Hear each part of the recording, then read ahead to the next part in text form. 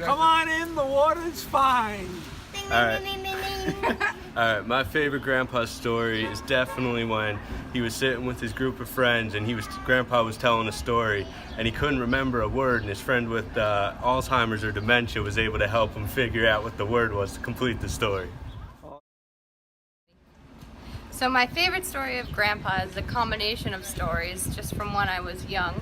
From all the times that he would walk into the kitchen when Grandma and I were cooking and he would try to help, and immediately we would throw him out because he would only make more of a mess and the cookies would always turn out rocks.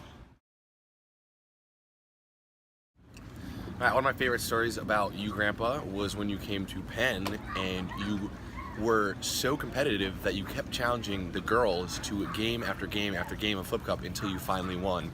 And as soon as you won, you quit. And that was it. There you go. One of my best memories of Grandpa is sitting in the family room for a half hour with Uncle Chris, trying to decide what restaurant we're going to go to, going back and forth for a half hour. And we finally go to the restaurant. I said, nah, this place isn't good enough. Go to the other one. It's terrible. Grandpa, happy 85th. I do have video putting on the Ritz, Bill's Bar, so Ixnay on the word. One of the most fun things to do with Grandpa is watch The Godfather after Thanksgiving. Woohoo! Okay, wow! One of the funniest things I recall of Grandpa is him watching the Big Rock Candy Mountain every single time he came over. I bet he's addicted. Happy birthday, Dad. You know, a funny grandpa dad story. There's so many, but I guess, you know, one of the things when after a family weekend like this, I find myself chuckling back to that first date you and Mom had, walking up and down, I think the streets of New York City, looking for the right restaurant. Hours and hours and hours went by as you tell the story, and it's left us all, the O'Neill children, with a legacy of the inability to make a decision on where to go to eat.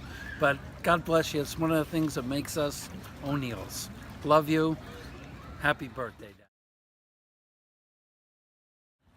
After Dan and I got engaged, you know, a few months into it, Pat and Hugh were sort of like, well, you know, if you want to call us Mom and Dad, that's okay. I understand that you have a mom and dad. And I'm like, oh, thank you. And like after that, it was sort of like they weren't Mr. and Mrs. O'Neill. They were, hi.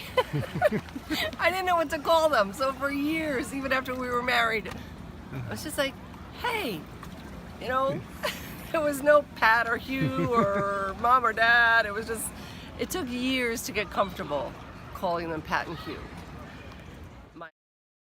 So one of the funniest stories that Dad would tell, and it would often be pretty reluctantly that he would admit to it, but sometimes he would enjoy telling the story of the day of his sister's wedding, Patsy's wedding.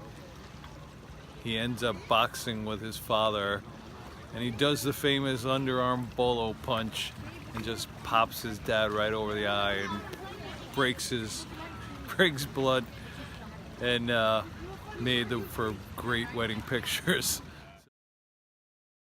Dad, I remember you playing a variety of great music when I was a kid, from the Clancys to opera to Dave Brubeck, and taking me to see Duke Ellington and Dave Brubeck when I was a wee little one, and to the opera Carmen, and that instilled a great love of music in me that continues to this day. Thanks.